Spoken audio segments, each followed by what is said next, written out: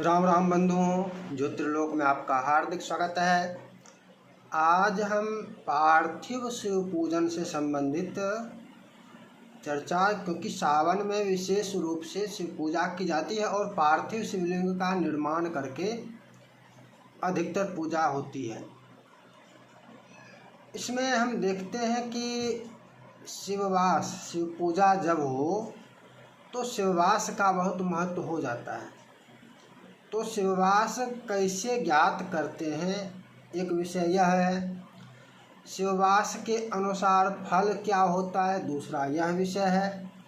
और तीसरा विषय है कि शिववास का परिहार क्या होता है। क्या सदैव शिववास की आवश्यकता होती है या कुछ है विशेष अपवाद भी कि वहाँ पर शिववास की आवश्यकता नहीं होती है।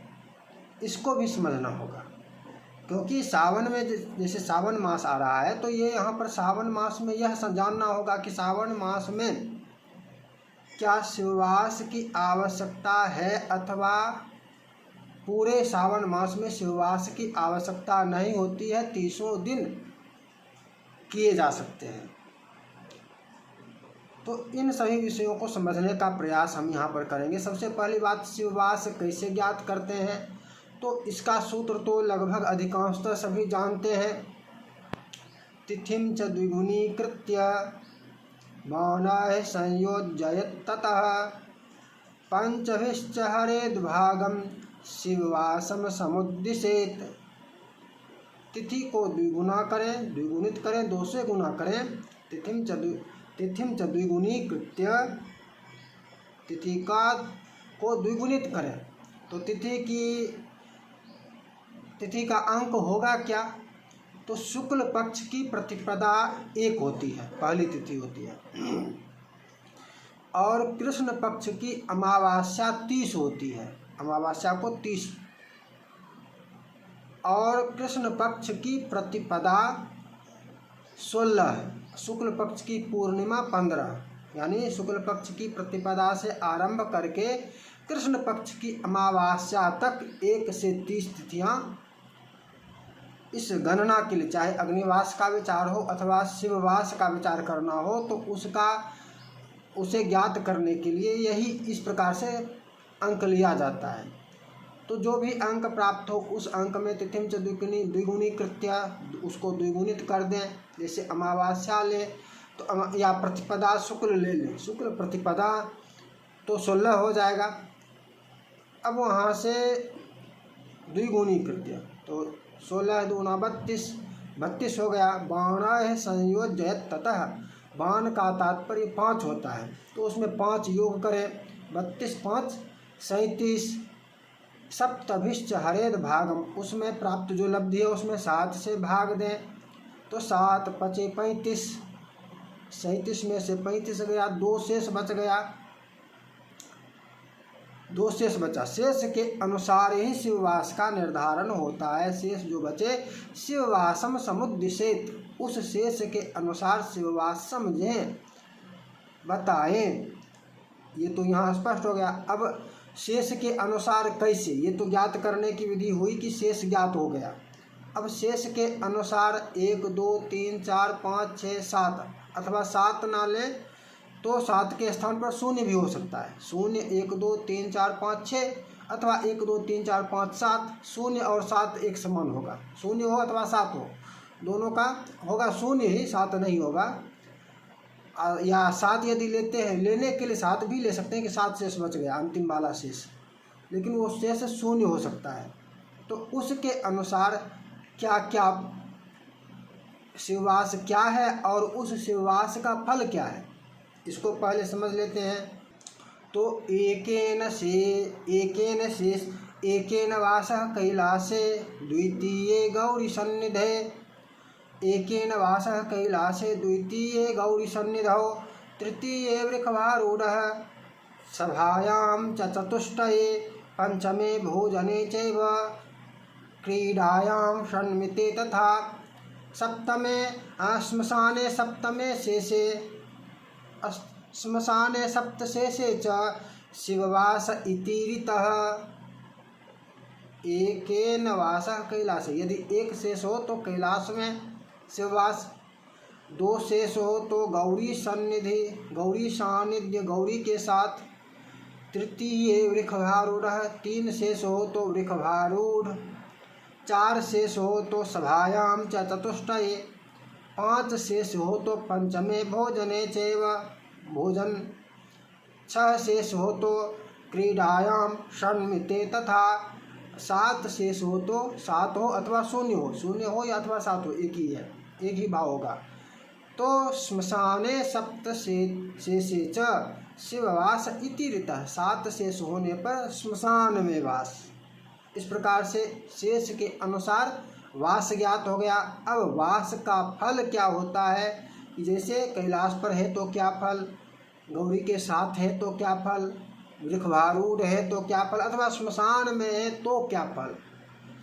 उस फल के लिए उस वास के अनुसार भी पूजा की जाती है कि जो फल चाहिए उस फल के अनुसार शिववास का ग्रहण किया जा सकता है। श्मशानवासी शिव का भी ग्रहण उस उपयुक्त फल के लिए किया जा सकता है, इसका ध्यान रखना है। कैलासे लभते सौख्यम गौर्याम च सुख संपदः, वृषभेभीष्ट सिद्धि स्यात् सभा संतापकारिणी, भोजने च भवेत् पीडा क्रीडायां कष्टमेव च, श्मशाने मरणं ज्ञेयं फलमेवं विचारयेत्। इस प्रकार से फल है कि कैलासे लभते सौख्यम, कैलाश प्राप्त हो शिववास से तो सुख, गौर्याम च सुख संपदा, गौरी के साथ हो तो सुख और संपत्ति संपदा, वृषभेभीष्ट सिद्धि स्यात्, और वृषभारूढ़ हो तो वृषभारूढ़ होने पर अभीष्ट की सिद्धि, मनोवांछित, इसीलिए वृषभारूढ़ होने पर सब सर्वोत्तम माना जाता है कि इसमें मनोवांछित फल की प्राप्ति है कहा जाता है। और सभा संताप कारिणी, यदि सभा प्राप्त हो तो चार शेष में सभा, तो संताप उसका फल है, सभा संताप कारिणी, सभा से संताप होगा। और पंचमे भोजने चैव है, भोजन हो तो भोजने च भवेत् पीड़ा, यदि भोजन शिववास हो तो पीड़ा कारक, तो पीड़ा कारक। और क्रीडायाम खंडमिते तथा, छह शेष होने पर क्रीड़ा, तो क्रीडायाम कष्ट में जो, यदि क्रीड़ा से वास हो तो कष्टकारी। श्मशाने मरणम ज्ञेयम, श्मशाने सप्त शेषम च, सात शेष होने पर श्मशान, तो श्मशान का फल, श्मशाने मरणम ज्ञेयम फलमेवं विचारयेत्, श्मशान में होने पर मरण, उसका फल मरण। तो इस प्रकार से फल इसका कहा गया है। अब आगे कि क्या सदैव इस प्रकार से शिववास विचार करने की आवश्यकता है, क्या शिवरात्रि में जो शिव पूजन करेंगे तो उसमें, शिवरात्रि में तो विशेष पूजा होती है, तो क्या उस दिन भी शिववास का विचार करना आवश्यक है।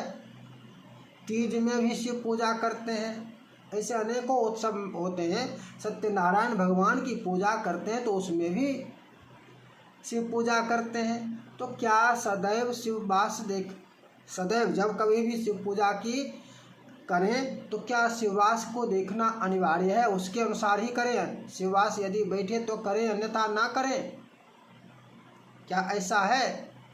तो इसके लिए इसका परिहार देखना होगा कि कब कब शिववास की अपेक्षा नहीं होती है, भाई यहाँ पर शिववास की आवश्यकता नहीं है, विचार नहीं करना है। जैसे अग्निवास में भी, भद्रा में भी, भद्रा के लिए भी है, अग्निवास के लिए भी है, परिहार सबका है। ऐसा नहीं कि भद्रा में सब कुछ प्रत्येक स्थिति में निषिद्ध है, ऐसा नहीं है, भद्रा का भी परिहार है। वही भद्रा कल्याणकारिणी भी हो जाती है, भद्रा में भी किया जा सकता है यदि परिहार के अनुसार हो रहा हो तो। जैसे अनेकों प्रहार है, जिसमें से एक है कि ये पृथ्वी अग्नि का वास भी पृथ्वी, आकाश और पाताल में होता है, तो भद्रा के लिए भी अग्नि, पाताल और पृथ्वी, पाताल और आकाश में वास है। उसके अनुसार पृथ्वी पर जब भद्रा का वास हो तभी वह अनिष्टकारी होता है, और अग्नि हवन के लिए पृथ्वी पर अग्निवास हो तभी हवन करते हैं, अंतर हो जाता है। और इस प्रकार से परिहार में होता है कि भाई दुर्गा पूजा में संस्कार आदि में अग्निवास विचार करने की आवश्यकता नहीं है। इसी प्रकार से दिवा भद्रा रात में हो तो भी सुख कल्याणकारिणी हो जाती है, रात्रि भद्रा यदि दिवा में हो तो भी कल्याणकारिणी हो जाती है। बस एक स्थान पर भद्रा को पूर्ण रूपेण त्याज कहा गया, एक नहीं दो, कि होलिका और रक्षाबंधन, इन दोनों में कहा गया है कि परिहार नहीं होता है, इन दोनों में परिहार का विचार नहीं होता है। भद्रायाम द्वे न कर्तव्य, परिहार का विचार मत करो, इसका तात्पर्य यह है। तो क्या शिववास के लिए भी परिहार है या नहीं है? शिववास के लिए भी परिहार है। अच्छा, ये परिहार वाला प्रमाण जो है इसका मूल ज्ञात नहीं है, अज्ञात है, यह ध्यान रखिएगा। इसका मूल अज्ञात है लेकिन संदेहास्पद नहीं है, क्योंकि परिहार सबका होता है तो शिववास का भी परिहार होना ही चाहिए। नहीं होगा तो शिवरात्रि में भी शिव पूजा का कैसे उसकी सिद्धि नहीं हो पाएगी। फिर वहाँ पर भी शिवरात्रि में तो शिववास नहीं होता है, तीज में तो शिववास नहीं होता है, सत्यनारायण भगवान की पूजा जिस दिन करें उस दिन तो शिववास नहीं होता है। नवरात्रा में यदि प्रतिदिन शिव पार्थिव पूजन भी करें नवरात्रा में तो वहाँ पर भी तो शिववास नहीं मिलता है, मिलता है? नहीं मिलता है। तो परिहार कुछ न कुछ होना चाहिए, इसलिए संदेह वाली तो बात नहीं है, लेकिन मूल अज्ञात है, अर्थात मूल नहीं बता पाऊँगा। अन्य अनेकों पुस्तकें हैं जहाँ से प्राप्त होती हैं, पुस्तकों में प्राप्त हैं, लेकिन मूल अज्ञात है। क्या है परिहार है क्या? श्रावणे धिक मासे च आर्द्रायां च गतिरवौ शिवभेन्दुगते योगे शुक्ले च व्यतिपातके हरानंग हरीणां च तिथिषु करणे चतुष्पदे सोमवारे शुभे ब्राह्मे प्रदोषाख्ये भिजिक्षणे शिवरात्र्यादि पर्वेषु उत्सवेषु निमित्तके नित्याराधन काले च शिववासम न चिंतयेत्। क्या है? श्रावणे धिक मासे च, यदि मास की चर्चा करें तो श्रावण मास और अधिक मास, यहाँ पर शिववास की आवश्यकता नहीं है, क्योंकि अंत में कह दिए हैं शिववासम न चिंतयेत्, शिववास की चिंता ना करें। मास की चर्चा करें तो मास कौन? 2 मास। अधिक मास तो सब हर वर्ष नहीं आता है, लेकिन अधिक मास जब आता है तब अधिक मास में भी शिववास विचार करने की आवश्यकता नहीं होती है, उसमें 30 दिन कर सकते हैं। जिस 30 दिन में से जिस दिन भी मन हो अधिक मास में, जैसे आगे ज्येष्ठ में आ रहा है अधिक मास, तो अधिक मास में शिववास की आवश्यकता नहीं होती है। उसी प्रकार श्रावण भी कहा गया, श्रावणे अधिक मासे च, श्रावण मास में भी शिववास विचार करने की आवश्यकता नहीं होती है। शिववास का विचार ना करें, क्योंकि श्रावण मास में 30 श्रावण मास शिव को अति प्रिय है, चंद्रमा अति प्रिय है श्रावण मास का। कर्क राशि, कर्क में स्थित सूर्य, कर्क का अधिपति चंद्रमा, चंद्रमा का वास शिव मस्तक पर, इसलिए भगवान शंकर को चंद्रमा का मास, चंद्रमा का दिन सब कुछ प्रिय है। आगे सूर्य के नक्षत्र में तो आर्द्रायाम च गते रवौ, सूर्य जब आर्द्रा नक्षत्र में होते हों, जितने दिन 13 दिन 14 दिन जितने दिन भी रहे हों, उतने उस दिन सूर्य के आर्द्रा में रहते हुए भी शिववास देखने की आवश्यकता नहीं होती है। आर्द्रायाम च गते रवौ, रवौ रवि आर्द्रा में हो तो भी शिवभेन्दु युगे शुक्ले, शिवभेन्दु गते योगे शुक्ले च व्यतिपातके। शिव शुक्ल व्यतिपात इन योगों में भी शिववास देखने की आवश्यकता नहीं होती है। यदि इन तीनों योगों में से कोई योग भी प्राप्त हो रहा हो, जिस दिन पूजा कर रहे हो उस दिन शिव शुक्ल और व्यतिपात, तो शिववास विचार करने की आवश्यकता फिर नहीं होगी। तिथि की बात आई तो हरानंग च हरिनांच, हरानंग हरिनांच, हरानंग हरिनांच, हरि द्वादशी, अनंग त्रयोदशी, हर चतुर्दशी। हरानंग हर चतुर्दशी, अनंग त्रयोदशी, हरि द्वादशी।